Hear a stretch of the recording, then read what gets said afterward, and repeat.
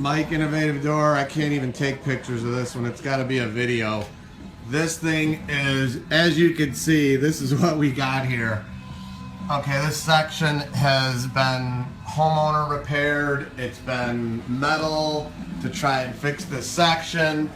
It's got the hodgepodge cable job done with the roached out bottom. So we're gonna put all new rollers on this thing, okay? Oil and lube this thing. And yes, obviously a new bottom section. Looks like someone put a new spring on there. So that's good. Might have even been us, I don't even know. I just got here, so maybe clean some of that gook out of the track. I don't know yet, but we're gonna give this thing an overhaul. There's gonna be a 2-part video. Obviously, you can see what a train wreck this is. So, truck door repairs, box truck repairs.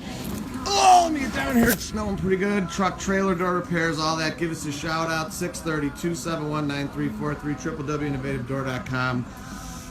And thank you to these guys. Bless them for bringing us the job.